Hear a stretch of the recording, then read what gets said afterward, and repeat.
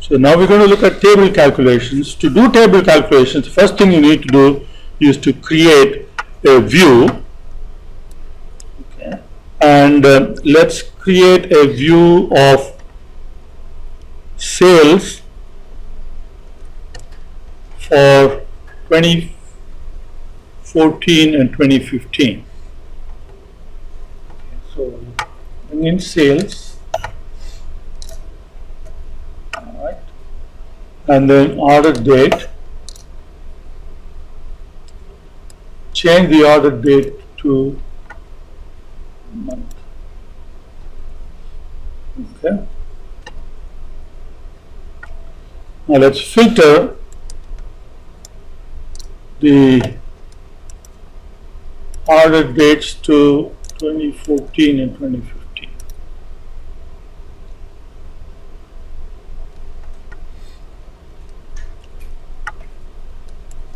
Use order date color as well.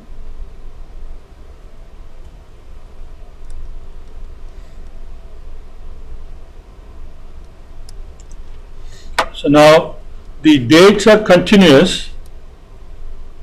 Okay, so you have continuous display. If you change this to discrete, okay, so then you'll have one line for each year. Okay. So now what we're going to do is to bring sales one more time.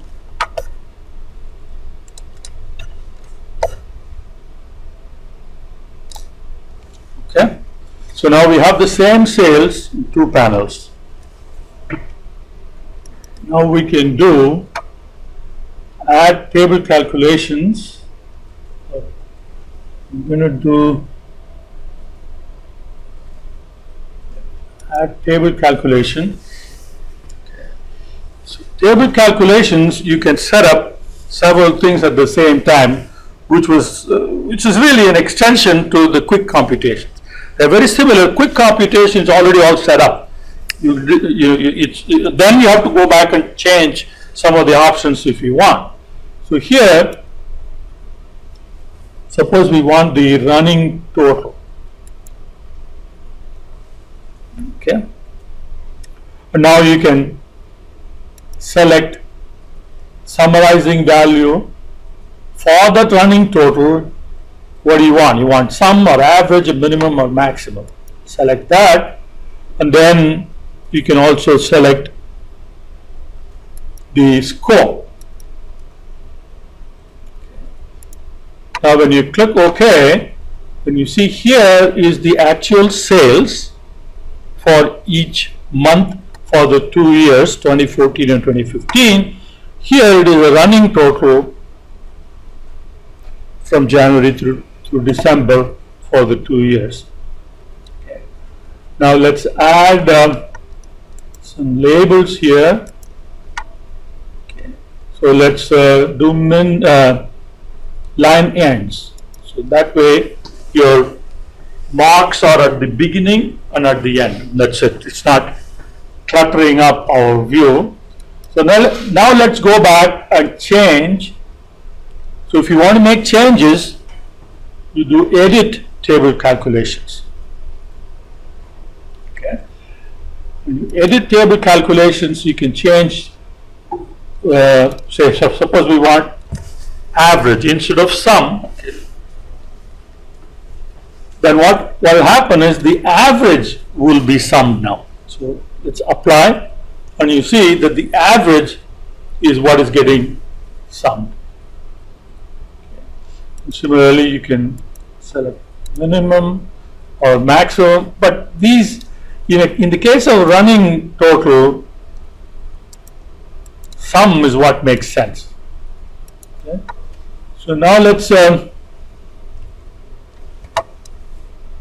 let's break this up some more and then see what happens. Okay. So the running total, okay, so it can go from pane to pane or the entire table. Again, the scope that we were talking about. How does that affect these graphs? So for that, let's break this up into, let's make this quarter, and then So we have for each quarter a pane, and then within each quarter, so we have January, February, March, and so on. So here at the top, we have the actual original sum of sales for each month. Here we have running total. Okay. Now, what do you think is the scope for the running total here? Is it pane or is it table? See, the running total keeps increasing from small to high, right? Now, if it is pane-wise scope, then this should start again here. But it is starting where it is left off. It keeps going up and up and up. Now let's so table scope. Let's change that to pane scope and then see what happens. So for each pane, we have a new running sum starting. Whereas if it is table scope, then the running sum where one pane ends is the starting point for the next pane. So it keeps on top of the running total. Whereas if it is pane, then you start fresh in each pane. So we're going to look at how to make table calculations permanent. Table calculations right now, okay, like this is a table calculation where we have running sum. This running sum, this running total is available only in this sheet. It's not available in other places. Okay, so let's go ahead and duplicate this sheet. So now we have a duplicate of that sheet.